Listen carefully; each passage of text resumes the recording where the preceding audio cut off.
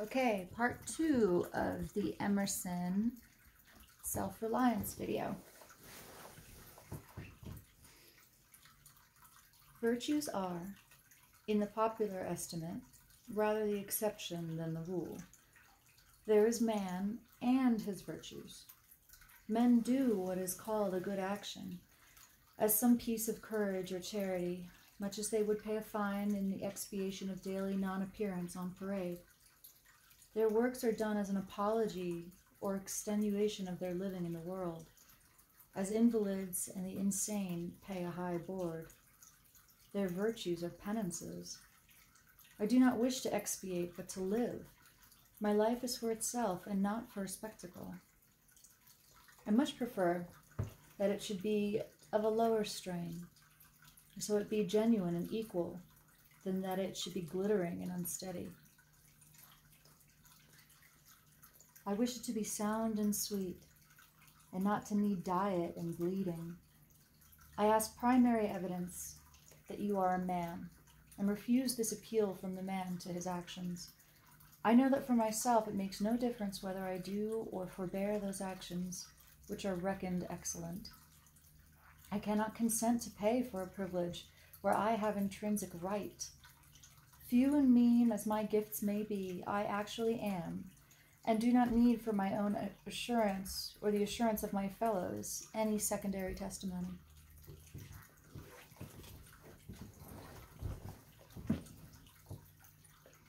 What I must do is all that concerns me, not what the people think. This rule, equally arduous in actual and intellectual life, may serve for the whole distinction between greatness and meanness. It is the harder because you will always find those who think they know that is what is your duty better than you know it. It is easy in the world to live after the world's opinion. It is easy in solitude to live after our own. How poignant. But the great man is he who in the midst of the crowd keeps with perfect sweetness the independence of solitude. The objection to conforming to usages that have become dead to you is that it scatters your force. It loses your time and blurs the impression of your character.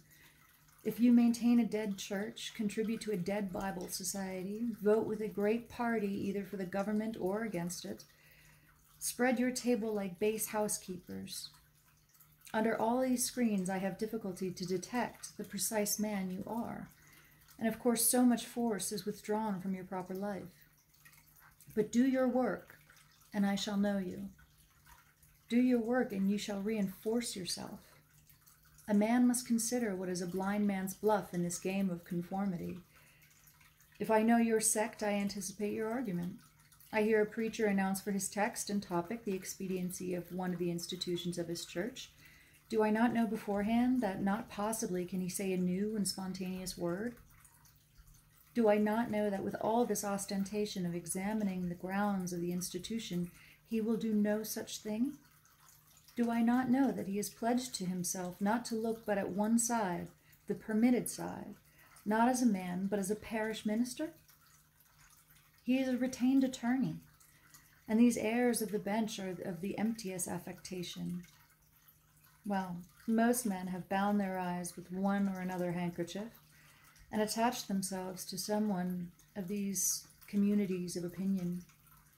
This conformity makes them not false in a few particulars, authors of a few lies, but false in all particulars. Their every truth is not quite true. Their two is not the real two, their four not the real four, so that every word they say chagrins us, and we know not where to begin to set them right. Meantime, nature is not slow to equip us in the prison uniform of the party to which we adhere. We come to wear one cut of face and figure, and acquire by degrees the gentlest asinine expression. There is a mortifying experience in particular, which does not fail to wreak itself also in the general history. I mean the foolish face of praise, the forced smile which we put on in company where we do not feel at ease, in answer to conversation which does not interest us. The muscles, not spontaneously moved, but moved by a slow, usurping willfulness, grow tight about the outline of the face with the most disagreeable sensation. For nonconformity, the world whips you with its displeasure, and therefore a man must know how to estimate a sour face. The bystanders look askance on him in the public street or in the friend's parlor. If this aversion had its origin in contempt and resistance like this, he, his own, might well go home with a sad countenance. But the sour faces of the multitude, like their sweet faces, have no deep cause, but are put on and off as the wind blows and the newspaper directs. Yet it is the discontent of the multitude more formidable than that of the Senate and the college. It is easy enough for a firm man who knows the world to brook the rage of the cultivated classes. Their rage is decorous and prudent, for they are timid as being very vulnerable themselves. But when to their feminine rage the indignation of the people is added, when the ignorant and poor are aroused, when the unintelligent brute force that lies at the bottom of society is made to growl and mow, it needs the habit of magnanimity and religion to treat it, godlike, as a trifle of no concernment. The other terror that scares us from self-trust is our consistency, a reverence for our past act or word because the eyes of others have no other data for computing our orbit than our past acts, and we are loath to disappoint them. But why should you keep your head over your shoulder? Why drag about this corpse of your memory, lest you contradict someone that you have stated in this or that public space? Suppose you should contradict yourself, what then? It seems to be a rule of wisdom never to rely on your memory alone, scarcely even in acts of pure memory, but to bring the past for judgment into the thousand-eyed present and live ever in a new day. In your metaphysics, you have denied personality to the deity. Yet when the devout motions of the old come, yield to them heart and life, though they should clothe God with shape and color. Leave your theory, as Joseph his coat in the hand of the harlot, and flee. A foolish consistency is the hobgoblin of little minds. Adored by little statesmen and philosophers and divines, with consistency a great soul simply has nothing to do. He may as well concern himself with his shadow on the wall. Speak what you think now, in hard words, and tomorrow speak what tomorrow thinks in hard words again, though it contradict everything you said today. Ah, so you shall be sure to be misunderstood. Is it so bad to be misunderstood?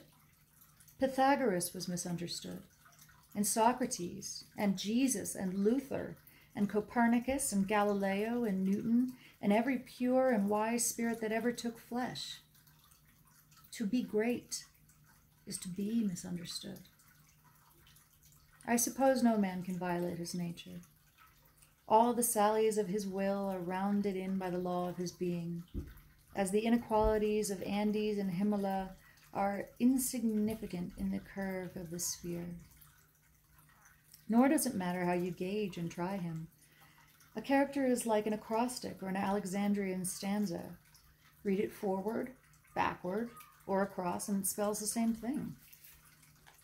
In this pleasing, contrite wood life which God allows me, let me record day by day my honest thought, without prospect or retrospect, and I cannot doubt it will be found symmetrical, though I mean it not and see it not. My book will smell of pines and resound with the hum of insects. The swallow over my window should interweave that thread or straw he carries in his bill into my web also. We pass for what we are. Character teaches above our wills. Men imagine that they communicate their virtue or vice only by overt actions, and do not see that virtue or vice emit a breath every moment. There will be an agreement in whatever variety of actions, so they be each honest and natural in their hour. For one of will, the actions will be harmonious, however unlike they seem. These varieties are lost sight of at a little distance and at a little height of thought. One tendency unites them all. The voyage of the best ship is a zigzag line of 100 tacks. See the line from sufficient distance and it straightens itself to the average tendency. Your genuine action will explain itself and will explain your other genuine actions. Your conformity explains nothing. Act singly, and you have already done singly will justify you now. Greatness appeals to the future. If I can be firm enough today to do right and scorn eyes, I must have done so much right before as to defend me now. Be it how it will, do right now. Always scorn appearances, and you always may. The force of character is cumulative. All the foregone days of virtue work their health into this. What makes the majesty of heroes of the Senate and the field, which so fills the imagination? The consciousness of a train of great days and victories behind. They shed a united light on the advancing actor. He is attended by a visible escort of angels. That is it which throws thunder into Chatham's voice, and dignity into Washington's port, and America into Adam's eye. Honor is venerable to us because it is no ephemera. It is always ancient virtue.